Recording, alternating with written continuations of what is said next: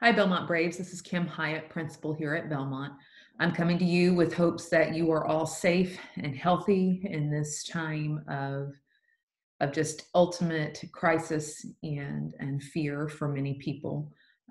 Again, we encourage you to adhere to all the CDC and our local health department and state health departments recommendations for staying safe and precautions to take in order to remain safe. The next part of why I'm coming to you is to try to help you navigate as parents and seniors the state's take on how we can make sure that you graduate and what that will require of you in the next few weeks. So if you will bear with me, I'm going to share with you a document that will help us go through all of that point by point.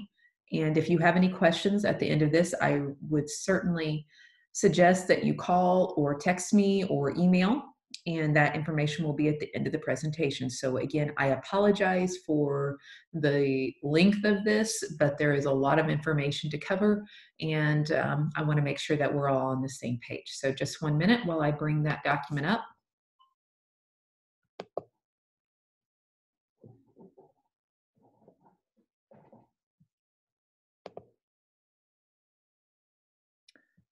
So the state for several days has been coming out with clarifications, revisions to some of their rules that they're wanting us to operate under this school closure. And several of them relate to you seniors and what it's going to take for you to graduate. The reason it's taken us so long to get something kind of put together is that this information really came out Friday, the big part of it. Thought we were ready to go on Monday, was ready to start creating this Tuesday morning. A new webinar came out, and there's been even new information out since then. And so this is hot off the presses. Don't shoot the messenger if it changes again, but I think we have a plan that we can communicate and try to stick with to let you guys know kind of what rules you need to operate under in order to make sure that you are on track to graduate. So there are 3 requirements that the state has put in place. The first of those is the meet all the credit requirements. The second is meet all North Adams e-learning requirements, and that's going to be a big one that you need to stay tuned for. And then any additional graduation requirements that North Adams may have put in place. So we're going to talk about each of these individually. So one thing that I want to make you aware of is the first idea is that every one of you, I think, right now would meet all of these requirements if you knew that you could graduate still in 2020. So what this says in translation is the state is going to allow us to give a senior a diploma for this point as long as they have earned, so that means your freshman, sophomore, or junior year or first semester, any of the credits you would have needed to graduate, and were enrolled in any other classes you would have needed credits for this semester. So they're allowing us to give a diploma as long as you had the credits or were likely to get the credits this year. Now there are some other requirements, so don't stop here. There's another little few points I want to explain to make sure that you understand what we may also be talking about here. Let's see if my PowerPoint will advance. Sorry.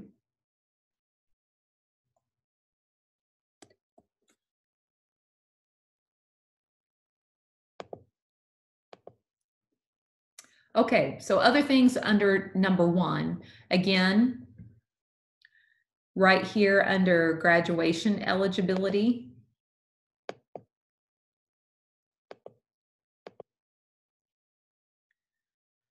We already talked about that. And again, you may be eligible to graduate even if you don't pass the class this semester. However, the state is also making a big distinction between what we may do to give you a diploma, which has quite a bit of flexibility, and what we may do to put a credit on your transcript. Now, this is where you really need to pay attention here. There are folks beyond high school who will be wanting to look at what you did in high school. Colleges, universities, trade schools, 2-year schools, even the military may want to review your transcript. Therefore, they expect to see a letter grade, and we still will be providing a letter grade for you even the second semester. We have the opportunity to give you an incomplete if you have some extenuating circumstances that for some reason did not allow you to complete a course. And colleges and universities and some of these other institutions are being told that means that you had some exposure to the course, made an effort, but it didn't work out for whatever reason. However, if they see an F there, which for Bellmont is going to mean you really didn't try to log in a lot, you didn't communicate very often with any of us, you didn't put in a good effort to resolve any issues you had with connectivity, with accessing content, with trying to get extra help, if that F will stand, and that college, the military, whomever will see that, and they can make their own determinations on what that may mean. Now, I want to state here, our goal for this fourth quarter is not to gotcha for anyone. We are expecting to give a lot of grace and latitude, but I also expect, especially from our seniors, that this terrible situation, as bad as it is an opportunity to grow in character and to show what you're made of. This is an opportunity to develop grit and some of those soft skills, which we have been promoting for the last 4 years. We don't want you to lay down and exit the game. You have to keep playing. You have to keep coming up to your at-bat. You have to keep trying in order for us to, in all good faith, to give you a diploma. We want to see that you've developed some of those characteristics of fortitude. And again, all we're asking for is good effort. You don't have to pass the class with the percentage necessarily, but you have to try. For those of you who struggle, if you try, if you communicate, you're going to pass. For those of you who do not, I cannot guarantee that you will pass, and therefore I cannot guarantee that you will be able to earn a diploma.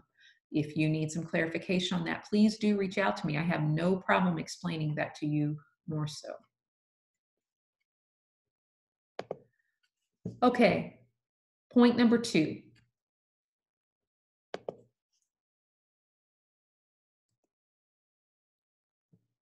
The state also says you have to meet North Adams e-learning requirements. So for us, that means you have to do 75% of your daily attendance surveys that Mrs. Schlemmer posts in Canvas announcements. Now, that's not a lot, not as many as one would expect. Well, I would expect that you could do 90 to 95% of them, but we're giving you some slack. Parents, in case you didn't know, we do post for attendance because the state is still requiring us to monitor attendance, a survey question every day, just one that they have to do to be counted as absent or present. That's on Canvas announcements. Mrs. Schlemmer posts it. If you can't get to Canvas or are having issues with Canvas, I've provided her email address as well as a phone number that you may call and leave a message or text to let her know that you are checking in for the day. Make sure if you call or text that you tell us who you are.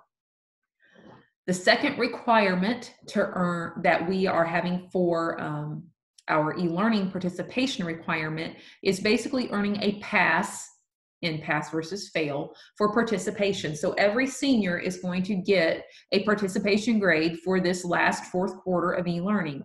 How do you get a pass for participation as a senior? Well, you either get enough points to pass the course, so 59.5% or higher, a D- or higher, or you've put forth a good effort and communicated with your teachers, and they have the opportunity, despite what your grade may be, to give you a pass for participation. And so they'll take into consideration whether you struggle. They'll take into consideration your internet connectivity, how many responsibilities you have at home with maybe taking care of siblings or your work schedule.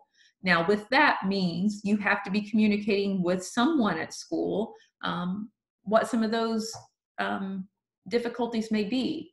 None of them will be an absolute get out of jail free card, but we want to make sure that we know what your difficulties may be, what your struggles may be, so that we can take that into consideration. Again, Would I expect that every one of you earn a pass in participation? Absolutely. There is absolutely no reason not to. Again, we're asking for effort and communication.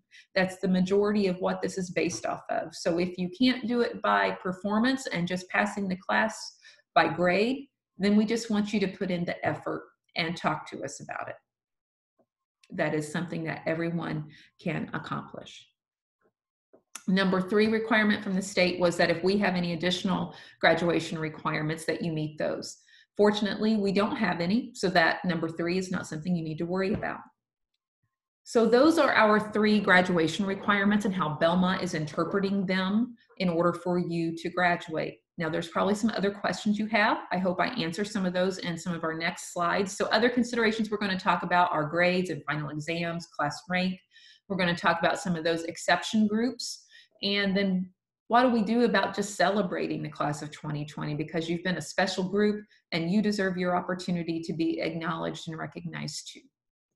So we'll start out with just some of the boring stuff. Final exams. Luckily, no final exams in non-dual credit classes. If you're in a dual credit class, you have to follow whatever your partner institution is. And Ivy Tech, PFW, and IU are all operating differently. Your teachers for those classes are going to be your best source of information, and those schools are just now, many of them, making those determinations. In fact, I just heard from one today and they're also operating departmentally. So it is very important that you go by what your teacher tells you, because Mr. Reen for social studies may be different than Mr. Arnold for math. So make sure that you're asking questions and that you know what's going on. How will you get a second semester grade? Again, the state told us we have to give you letter grades for second semester. Those are going to be calculated by some average of third and fourth quarter. We are still kind of discussing whether we should weight third quarter a little more heavily, because many times that is really the last reliable set of data we have. But we also know that some of you really struggled third quarter. So we're probably going to do the least harmless combination of those two. But again, teachers are going to have the latitude to take into consideration your effort, whether you struggle with the class, how much you've tried, your internet connectivity, responsibilities at home, how much you've tried to communicate for those final grades. So it is in your best interest to communicate and try. I don't know how many times I can say that. Communication, legitimate communication, and legitimate effort, ongoing, is the key for you passing and the key for you graduating. To be perfectly honest, it is going to be the easiest to graduate this year of probably any year before and after, but because all you really have to do is put forth a legitimate, sustained effort and communicate. There is no expectation that you truly have to perform with a passing grade. So keep that in mind, parents and students. If you're stressing out about it, don't. Because if you do stress about it, that means you care, and that probably means you're trying. The last thing is GPA and class rank. We are going to base off of 7th semester, so first semester data, because that's the most valid and reliable we have. We will not be naming a valedictorian and salutatorian this year, just because things are kind of goofed up here with this 4th 9 weeks. Instead, our summa cum laude graduates will be recognized as our top honors grads. And if we are able to have speakers at some type of commencement program, the class president and 2 summa cum laude grads will be able to speak and deliver an address to the class. Exceptions and additions to some of these rules. Access, we have 2 access seniors. You have to do everything, your courses in total, as you have been moving toward. I know each of you only have 2 courses left, or excuse me, 1 course left each. Those need to be completed, and you're being given a deadline by which they have to be done by your teachers, Mr. Davis or Mr. Hall. If you're a senior in a regular credit recovery class, you have to show an average across the semester of 5% per week in order to get that pass for participation. That, again, is required for you to earn your diploma. So if you haven't been doing it, and parents, this is where I'm going to switch to you, many of our senior credit recovery students have not been engaging in their credit recovery course. and many, if not all of them, have these courses as requirements to graduate. You need to get online and you need to start getting it done, and you need to be communicating with that teacher. 5% is a very, very minimal progress expectation for a week's worth of work. It will not take you very long to meet 5%. And if you haven't done anything for the last couple weeks, you might have to do more than 5%. Again, we're looking at the 5% average at the end of the semester. If you are in the audience as a fifth-year senior, I'm sorry, you have to meet the graduation requirements of what would have been your graduation year. So this flexibility only applies to the 2020 cohort. Dual credit, we've already kind of talked about that. Work with your teachers and your partner institutions. You fall under their edicts. And if you're an Area 18 student and travel to Bluffton or South Adams, you have to make sure that you are talking to those teachers and meeting their expectations. I've kind of listed here what their e-learning days are and when they're going to end, which are very similar to ours. However, I cannot see your grades there. I only know when the teacher has communicated with me that you might not be making good progress. So parents, it is important that you are communicating with those teachers. I will call and let you know, or text and let you know if I am reached out to by Mr. Daly or Mr. McMillan or anyone else who may be teaching some of these courses. But I would recommend, if you have any concerns, that you get their email addresses and be communicating with them. Senior celebrations. Let me start out by saying, seniors, I am just sorry. I am sorry this has happened. It is not fair and it stinks. And I'm sure you're going through a grieving process, and you should. And I hope you are commiserating with each other and helping each other kind of get through this. We're going to talk about kind of where we stand with the typical senior celebrations. So senior awards night, unfortunately, is canceled. We'll be contacting you individually about your awards and what you may have earned from our local scholarships. We'll be giving those names and information to the local paper, probably some of the local radio, social media. I'll let you know what those sources will be as we get that figured out. Prom, unfortunately, too, is canceled. Should social distancing restrictions be lifted, my hope would be to host a fun-filled whole school blowout this summer, even sometime with music and games and dancing and whatever else we can come up with. That's my hope and dream. Unfortunately, right now, we don't know what is going to happen and when these social restrictions may be lifted. But if it is, we're going to celebrate. Same thing with commencement. I can not say certainly, but highly unlikely we will have commencement on May 31st. I am committed, we are committed as a staff to providing some type of commencement exercise. It may not be a traditional ceremony. If we can later in the year, great, later in the summer rather. If not, we will try to come up with an alternative program that meets the social distancing and directives from our governor and the health department to the best of our ability to give you a means to celebrate and have closure to your senior year. That won't be happening anytime soon because we're not going to know the outcome of this probably anytime soon. So don't look for an answer tomorrow. It will probably be a month and a half before we're going to really know what direction all this may be heading. I am going to try to get together some type of forum where people can leave ideas. But in the meantime, please email me. I am putting together some ideas as we speak, just to see what we may do. In the meantime, there are some things we can do to recognize you all, and I want to see us doing some of those things. So first of all, the yearbook is going to have quite a bit more focus on our seniors. So Mrs. Baczynski, our yearbook advisor, is looking for pictures from prior sports seasons, especially for spring sports, candid pictures of seniors in quarantine, pictures of seniors and their classmates over the last few years, maybe even from elementary school or something. But please reach out to her. Her email address is here on the slide. She may even love to still sell some senior ads. Another thing that we're going to be trying to put together are senior profiles that we would be able to put out on maybe our digital sign, our website, social media.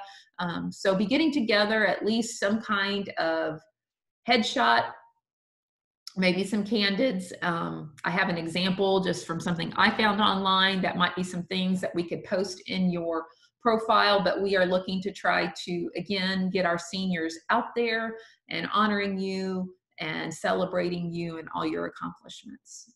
Senior athletes, I know this is probably going to fall more on you and your parents and your coaches, but there are some ideas out there on social media, decorating your front doors with uniforms and gear and memorabilia, yard decorations, also creating a highlights reel just from different video footage, since everyone has things on their phone now, and stills that you could put together some different highlight reels of your sports. And again, we could put that on social media or YouTube or different things. So be thinking about that, but I would encourage you to work with your coaches again to create that.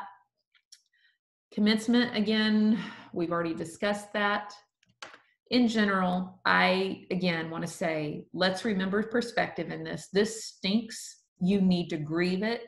You need to commiserate with each other over it. But then we also need to remember this too shall pass.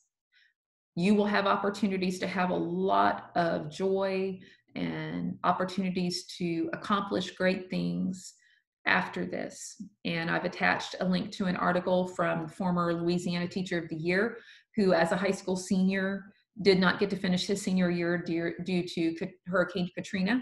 Some of you may have already seen this video and read the article. If so, I apologize. If not, it helps you get some perspective on, again, it's not all woe is me. This will end. We will move forward, and my life will still have some meaning and opportunity to have meaning. And speaking of meaning, as I say on here, my own kids sometimes hate it when I say, so what did you learn from this? Or why did this happen, do you think? What were you supposed to get out of this? How was this supposed to be a blessing to you or through you to others? And so my challenge to you as seniors is to try to figure out, what does this situation, how does it impact the legacy you may leave? I know from just talking to some of your parents and from some of you, you are grieving. It has made you realize how much you care about your friends and your classmates and your teammates, and even some of your teachers and your parents and your family that you don't get to see. I would really challenge you to work on leaving some kind of message so that beyond the disappointment and frustration, there's a message of hope, there's a message of empathy, there's a message of love and caring and embracing those relationships that are powerful and important, and living every day and every moment like it could be your last. And again, I would challenge you to find some way to leave that mark and that message on our community and on our school. Show grace. Social media is a great thing for getting information out quickly. It's also a key way for maybe people who are a little more impulsive or negative to be able to beat everyone else up. That's not what we're here to do. This is all uncharted waters for everyone. And I can tell you, at least from the education standpoint, this is taking a tremendous amount of energy and effort and hours to try to figure out every day how to navigate this as the rules are changing. Please show grace to your teachers, to your administration. Please show grace to the healthcare workers who are out there trying to battle the front lines, to our first responders who are trying to figure out how to hold a line. Just be graceful to each other. We all have our own struggles that this situation makes it difficult to navigate, and it is going to be 10 times better if we're in it together as opposed to judging one another and finding each other lacking. Keep working. As I just explained, the whole key to this is communication and effort. You're going to be fine as far as the education piece goes, seniors, if you keep communicating and you show effort. So don't stress if you've been stressing.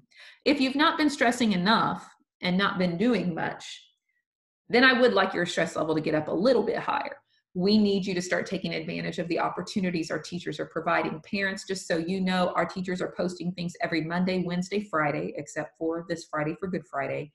And many of them are holding office hours on Tuesdays and Thursdays, as well as other days through Zoom for students to video conference with them, just to ask questions, to read novels together so that they don't have to read it alone, to help with discussion, to ask questions. And unfortunately, I can tell you in many of our classes, those are not being taken advantage of by students. Administration and counselors and I are working to try to contact parents every week of students who are not showing good progress, but it is a daunting list and it is sometimes difficult to get through. So I would encourage you too to find the email addresses, Google Voice numbers, Canvas chat of your students' teachers, and just drop them a line every week or two and say, hey, is Johnny up on everything? Just will give you some good peace of mind as well. And my last message to you is take care of yourself and each other. We've been blessed that I haven't really heard of any of our students or family members that have had to battle this terrible illness, and I hope I don't. So again, keep abiding by the social distancing, keep taking good precautions when you're out, stay home as much as possible. But while you're home, be on social media, call your friends, call your family. Your grandparents would love to hear from you. Exercise, find a hobby or rediscover a hobby, listen to music, read, maybe keep your room clean, even that. And then two, if you're feeling overwhelmed or you truly have a need that is not met, whether it's food, help with classes, internet connectivity, health concerns, mental health concerns, please reach out to someone.